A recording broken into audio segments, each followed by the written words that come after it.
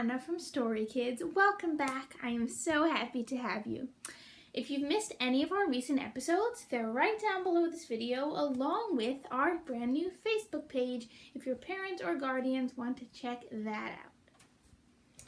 Today I have a great story for you. It's one of my favorites, and I think you'll like it too. It's called The Paper Bag Princess. And the story was written by Robert Munsch and the art by Michael Martchenko.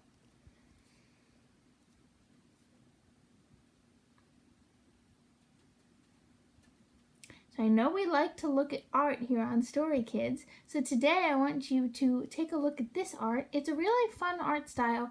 It's almost sort of like sketches or doodles, and you'll notice that a lot of the shading is done with sort of stripy lines. So I think that's a really cool style. Shall we jump into the Paper Bag Princess? I think so.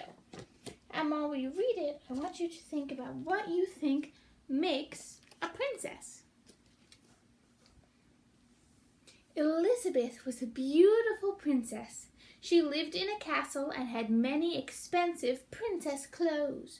She was going to marry a prince named Ronald. Ronald does not look happy, huh?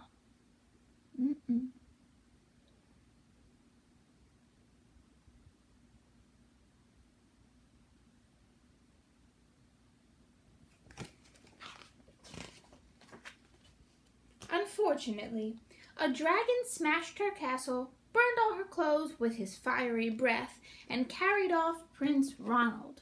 Oh no! That is quite unfortunate.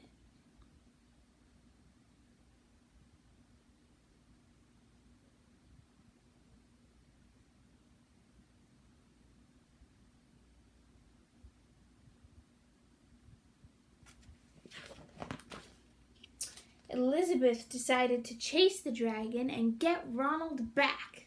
She looked everywhere for something to wear, but the only thing she could find that was not burnt was a paper bag. So she put on the paper bag and followed the dragon. He was easy to follow because he left a trail of burnt forests and horses' bones. Oh my goodness gracious, what a very violent dragon.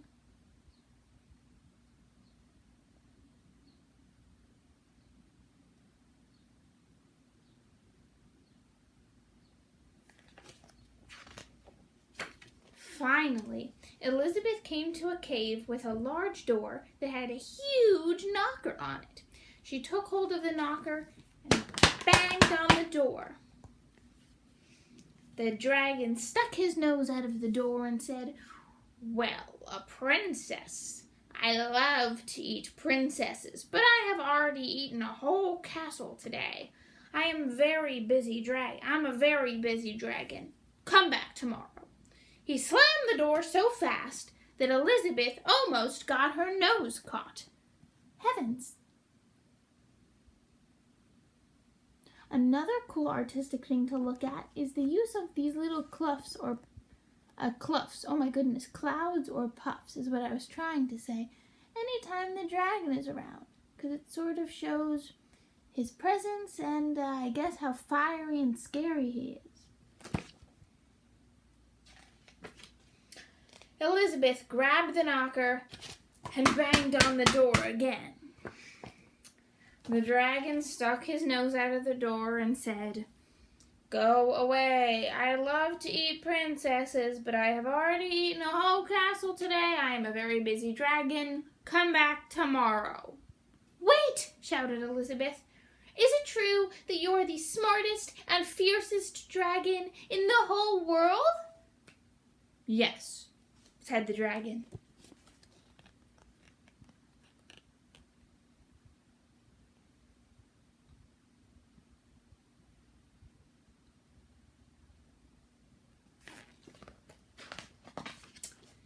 "Is it true," said Elizabeth, "that you can burn up 10 forests with your fiery breath?" "Oh, yes," said the dragon, and he took a huge deep breath and breathed out so much fire that he burnt up 50 forests.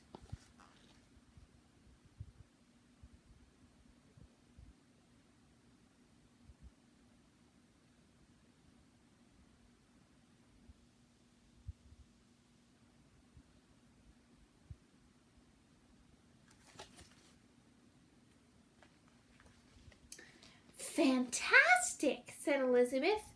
And the dragon took another huge breath and breathed out so much fire that he burnt up 100 forests. Magnificent, said Elizabeth. And the dragon took another huge breath. But this time, nothing came out. The dragon didn't even have enough fire left to cook a meatball. Seems like Elizabeth had a plan.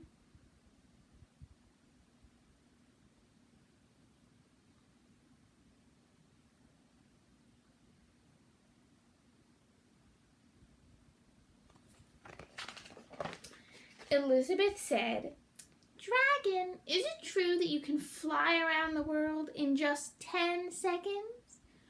"Why, yes," said the dragon, and he jumped up and flew all the way around the world in just 10 seconds. He was very tired when he got back, but Elizabeth shouted, "Fantastic! Do it again!" What do you think her plan is this time?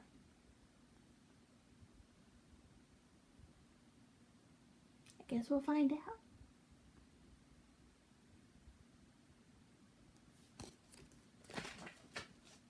So, the dragon jumped up and flew around the whole world in just 20 seconds.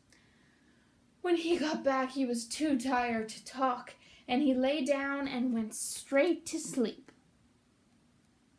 Oh, I think I know what Elizabeth was planning now.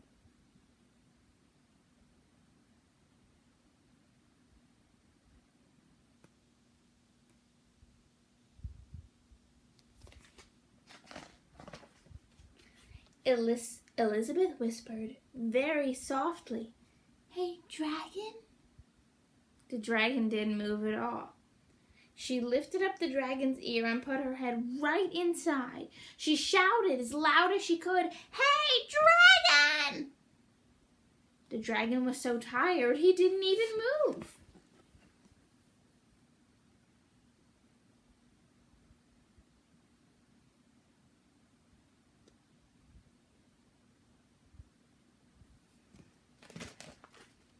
Elizabeth walked right over the dragon and opened the door to the cave.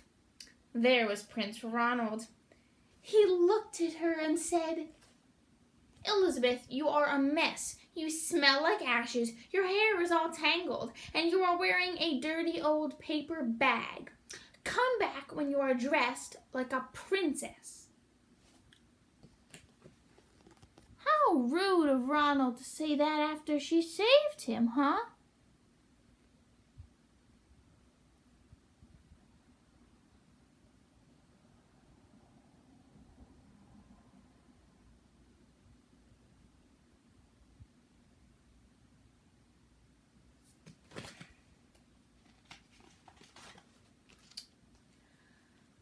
"Ronald," said Elizabeth, "your clothes are really pretty, and your hair is very neat. You look like a real prince, but you are a bum." They didn't get married after all.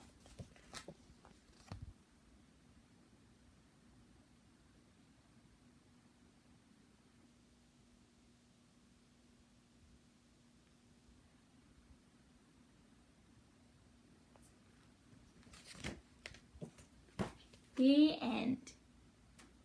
And there's the author and the illustrator. And this is a picture from the book that I think is cool, because if I'm correct, this part is drawing, and that part, what does it look like to you? The fire.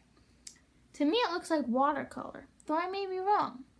Anyhow, that was the Paper Bag Princess. What did you think of? Oh my goodness, I dropped the book. What did you think of it? I love this book. I think it has a really cool message, because being a princess or a prince or any sort of royalty is not about the clothes you wear or the crown you wear or how rich you are. It's about your deeds and your actions.